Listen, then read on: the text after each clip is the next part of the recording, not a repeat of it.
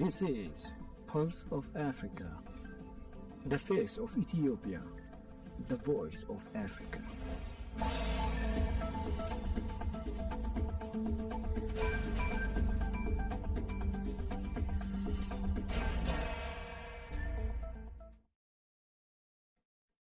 Hello viewers, you're watching Pulse of Africa. I'm Tinsai Gabriel for the main news. First, our top stories for today. Madagascar's president announces dissolution of government.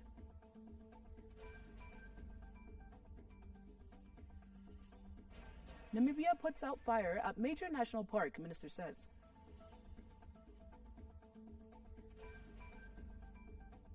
Uganda launches presidential campaigns ahead of 2026 polls.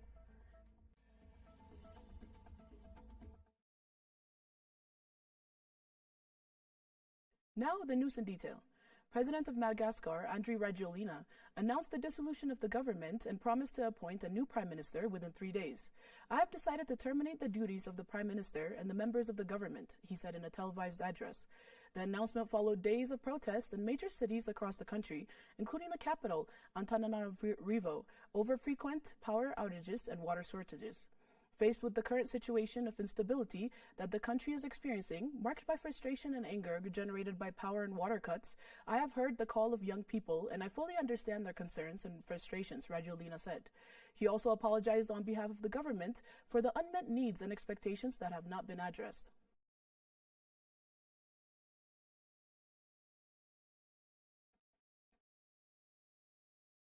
A massive fire that scorched more than a third of Namibia's best-known national park has been contained, Environment Minister Ndilini Daniel said.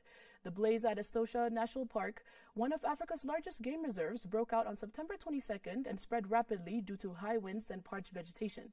It forced the government to deploy 500 soldiers on Sunday to help contain the fire, believed to have been started at a charcoal production site. Fire is now contained, he told state broadcaster NBC. Located in the north of the largely arid country, the park is home to 114 mammal species, including the critically endangered black rhinoceros, and is a major tourist draw.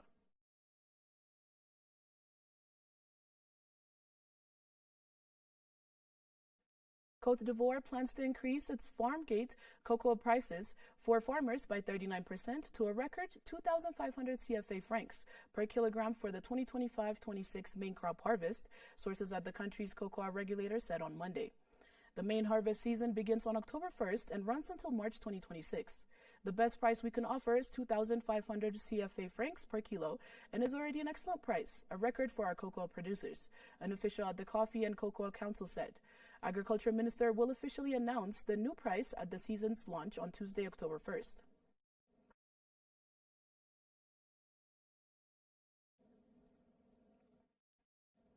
Uganda on Monday officially launched presidential campaigns with 8 candidates, including incumbent President Yoweri Museveni, vying for the East African country's top office in the 2026 polls. The campaigns will run for 3 months across 146 districts before culminating in the presidential election on January 2, 2026. Museveni, who has ruled for 39 years, is seeking a 7th consecutive 5-year term. His main challengers include Robert Kyagulanyi, widely known as Bobby Wine, a pop star turned politician from the National Unity Platform, and Nathan Nandala Mafabi of the Forum for Democratic Change. Julius Mukungizi, spokesperson for the Electoral Commission, said the body is fully prepared to deliver free and fair elections.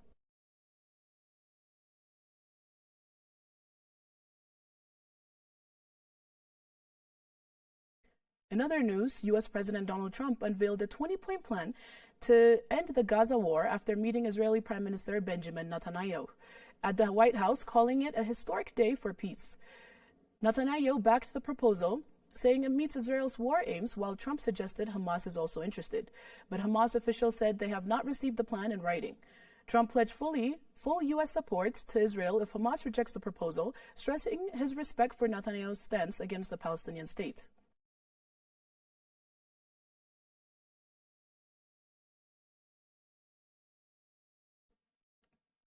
The European Union has pledged 545 million euros to accelerate Africa's shift to renewable energy.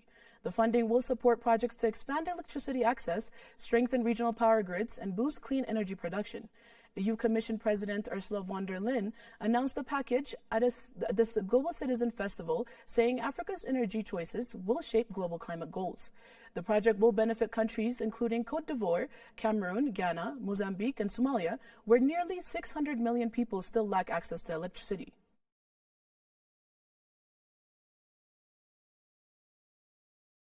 The story of resurgent Ethiopia and burgeoning Africa is here, only on the Pulse of Africa channel. All the time, Pulse of Africa, the face of Ethiopia, the voice of Africa.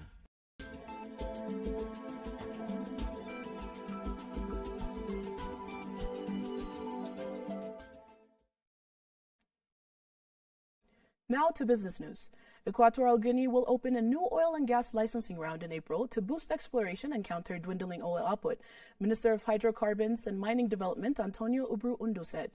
This licensing round will be launched in the second quarter of 2026, right after the details of timelines, application procedures, and further information will be available, he told an African Energy Conference in Cape Town.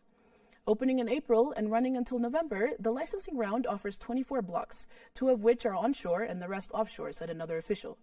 The country, a member of the Organization of the Petroleum Exporting Countries, currently has 6 producing fields run by companies including Chevron, Trident Energy, and CocoPhillips.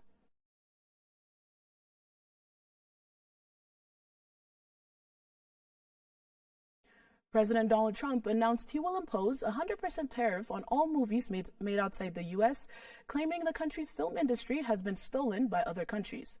Our movie-making business has been stolen from the United States of America by other countries, just like stealing candy from a baby, Trump wrote on his social media platform, Truth Social. He specifically criticized California and its governor, Gavin Newsom, saying the state with its weak and incompetent governor has been particularly hard hit by foreign competition in filmmaking.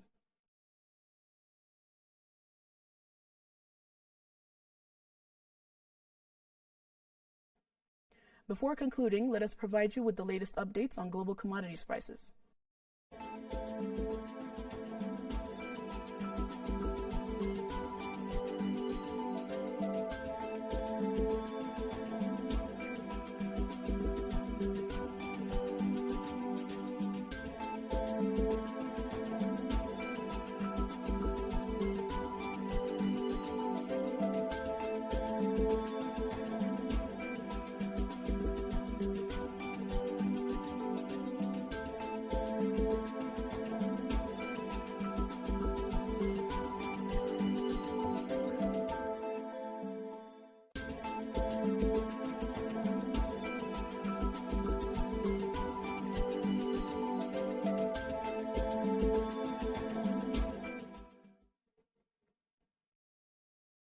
Now to weather updates.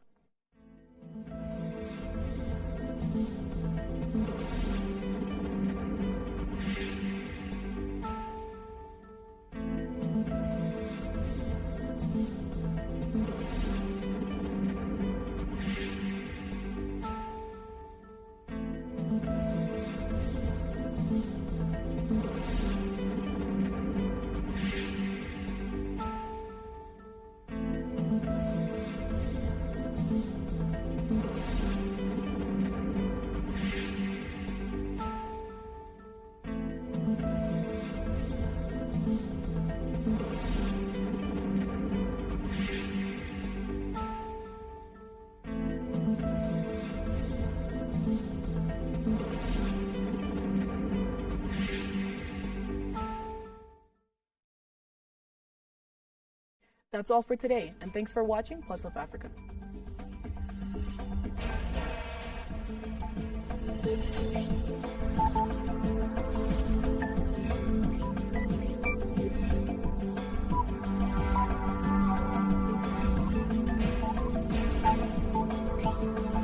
This is Pulse of Africa, the face of Ethiopia, the voice of Africa.